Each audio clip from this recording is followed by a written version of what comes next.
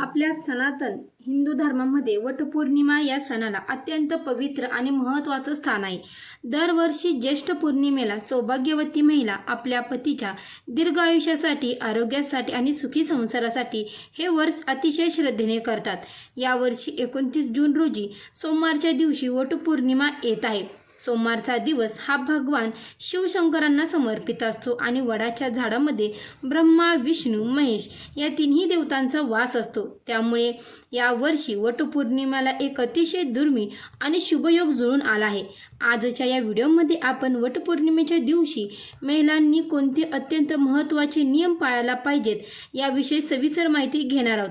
बरेचदा नकळत महिलांकडून काही चुका होतात, ज्यामुळे व्रताचं पूर्ण फळ मिळत नाही। त्यामुळे पूजा करताना, उपवास सोडताना आणि कपडे निवडताना कोणत्या गोष्टीची काळजी घ्यावी हे आपण या व्हिडिओमध्ये सविस्तर पाहणार आहोत, जेणेकरून तुमच्याकडून कोणतीही चूक होणार नाही। त्यामुळे व्हिडिओ हा स्किप न करता शेवटपर्यंत पहा। चॅनलवरती नवीन असाल तर आपल्या चॅनलला देखील सबस्क्राईब करा। कमेंट बॉक्समध्ये श्री स्वामी समर्थ, श्री स्वामी समर्थ, श्री स्वामी समर्थ नक्की कमेंट करा आणि तुम्हा सर्वांचं दिव्य शक्ती या चॅनलमध्ये मी स्वागत करते। अनेक महिलांच्या मनात हा मोठा संभ्रम असतो की वटपौर्णिमेच्या दिवशी जर मासिक पाळी आली तर व्रत कसे करावे किंवा पूजा कशी करावी।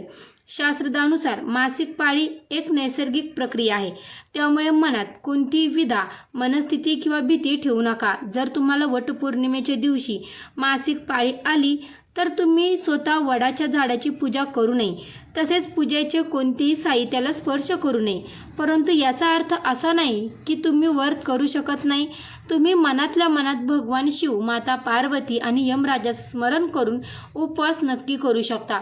तुमच्या बदल्यात मंडळी, घरातील दुसरी एखादी सौभाग्यवती महिला, तुमची सासू, जाऊ, नणंद किंवा अगदी तुमच्या पतीने वडाची झाडाची पूजा केली तरीही चालते। जर घरी कुणी नसेल तर तुम्ही लांबूनच वडाच्या झाडाला मानसिक नमस्कार करून प्रार्थना करू शकता। मासिक पाळीच्या काळात शारीरिक शुद्धता नसली तरी मनाची शुद्धता महत्त्वाची असते। त्यामुळे देवाबद्दल मनात श्रद्धा ठेवून उपवास करावा आणि दुसऱ्याकडून पूजा करून घ्यावी। यामुळे व्रताचं पूर्ण पुण्यफळ लाभतं। त्यानंतरचं पुढचं म्हणजे व्रत आणि उपवासाचे नियमामध्ये आहाराला अत्यंत महत्त्वाचं स्थान आहे।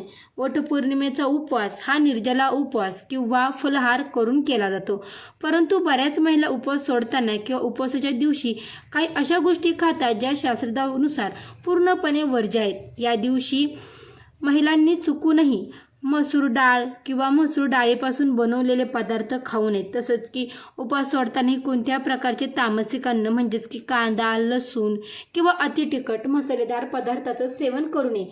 वटपौर्णिमेच्या दिवशी मुख्य तत्व गव्हाच्या खिरीचा आणि पुरणपोळीचा नैवेद्य दाखवला जातो। उपवास सोडताना हा सात्विक नैवेद्य ग्रहण करावा। सगळ्यात महत्त्वाची गोष्ट म्हणजे या दिवशी घरामध्ये विसरू नये, मांसाहार बनवू नये आणि कुटुंबातील कोणत्याही सदस्याने त्याचं सेवन करू नये। संपूर्ण दिवस सात्विक आहाराने, सात्विक विचारांचं पालन केल्यानेच घरामध्ये सुखसमृद्धी नांदते आणि व्रताचं सकारात्मक फळ मिळते। पुढचा म्हणजे वटपौर्णिमा सौभाग्याचा सण आहे, त्यामुळे या दिवशी महिलांनी आपल्या पोशाखाची आणि रंगाची विशेष काळजी घेतली पाहिजे। हिंदू शास्त्रामध्ये शुभ आणि धार्मिक कार्यात काही रंगांचा वापर वर्ज्य मानला जातो। मंडळी, वटपौर्णिमेच्या दिवशी महिलांनी चुकूनही काळ्या रंगाची साडी किंवा काळे कपडे परिधान करू नयेत। काळा रंग हा नकारमतेचं आणि दुःखाचं प्रतीक मानला जातो। त्यामुळे सौभाग्याच्या या पवित्र सणाच्या दिवशी काळा रंग पूर्णपणे टाळावा। यासोबतच संपूर्ण पांढऱ्या रंगाची साडी नेसणं देखील अशुभ मानलं जातं, कारण पांढरा रंग हा वैराग्याचं प्रतीक आहे। जर साडीला मोठी रंगीत बॉर्डर असेल तर चालू शकते, पण प्लेन पांढरी साडी नेसू नये।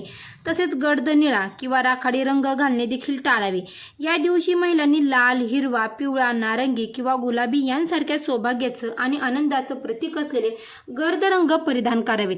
विशेषतः हिरव्या आणि लाल रंगाला जास्त प्रमाणात महत्त्व द्यावं, कारण हे रंग सकारात्मक ऊर्जा आकर्षित करतात। पुढचं म्हणजे वटपौर्णिमेच्या दिवशी अजून कोणते महत्त्वाचे नियम आपल्याला पाळायचे आहेत। वटपौर्णिमेच्या दिवशी बघा इतरही काही सूक्ष्म पण महत्त्वाचे नियम आहेत जे प्रत्येक महिलेने लक्षात ठेवले पाहिजेत. वडाच्या झाडाला फेऱ्या मारताना कधीही सुताचा धागा मध्येच तोडू नये. धागा सुबकपणे आणि हळूहळूपणे गुंडाळावा. जर चुकून धागा तुटला तर तिथेच नमस्कार करून पुन्हा नवीन धागा बांधावा. पूजेसाठी कधीही वडाची फांदी तोडून घरी आणू नये. शक्यतो जिवंत वडाच्या झाडाचीच पूजा करावी, कारण निसर्गाचे रक्षण करणं हाच या सणाचा मूळ उद्देश आहे. जर आरोग्याच्या कारणास्तव किंवा शहरात झाड उपलब्ध नसल्यास तुम्ही कुंडलीतील रूपांची पूजा करू शकता. तरीही मनामध्ये ती श्रद्धा ठेवावी. या दिवशी सौभाग्यवती महिलांनी पूर्ण 16 शृंगार करावा. कपाळावर हळदी कुंकू, हातात हिरव्या बांगड्या आणि पायात जोडवे आवर्जून असावीत. घरात किंवा बाहेर कोणाशी वाद करू नये, कोणाचाही अपमान करू नये आणि आपल्या पतीशी प्रेमाने व आदराने वागावे. हा दिवस आनंदाचा आणि कृतज्ञतेचा आहे, त्यामुळे घरातील वातावरण प्रसन्न ठेवावे. वटपौर्णिमेच्या दिवशी पूजेनंतर इतर सुवासिनींना महिलांना वाण देण्याची अत्यंत महत्त्वाची परंपरा आहे. वाण देणं म्हणजे केवळ एक अपरिचितता नसून समोरील स्त्रीमधील अधिशक्तीचा सन्मान करणं होय. वाण देताना नेहमी लक्षात ठेवावे की वाणामध्ये सुवासिनीच्या उपयोगाच्या वस्तू जसं की हळदी कुंकू, घसलेली बांगड्या, हिरव्या बांगड्या, फणी, काजळ आणि एखादं फळ, उदाहरणार्थ आंबा किंवा वड्याचं पान असावं. अनेक महिला हल्ली प्लॅस्टिकच्या वस्तू किंवा स्टीलचे भांडे वाण म्हणून देतात, परंतु शास्त्र मातीचे सुगड किंवा बांबूच्या पुटलीत वाण द्यायला अधिक महत्त्व आहे. वाण देताना आणि घेताना नेहमी आपल्या पदराचा आदर करावा आणि दोन्ही हाताने वाण स्वीकारावं. मासिक पाळी आल्यावर महिलांनी स्वतःच्या हाताने वाण देऊ नये, परंतु त्या दुसऱ्या सुवासिनीकडून वाण देऊ शकतात. पण वाण दिल्यामुळे महिलांमधलं परस्पर स्नेह वाढतो आणि सौभाग्याचं पुण्य शतगुणित होतो. पूजेच्या वेळी वडाच्या झाडाचे पाने आणि गव्हाचे किंवा मुगाची डाळ आणि आंबे याचा नैवेद्य दाखवण्याची प्रथा आहे. पूजा संपल्यानंतर बऱ्याच महिला वडाचे पानं घरी घेऊन येतात. शास्त्रानुसार वडाचे पानं अत्यंत पवित्र मानलं जातं, कारण त्यात औषधी गुणधर्मांनी सकर्मक ऊर्जा असते.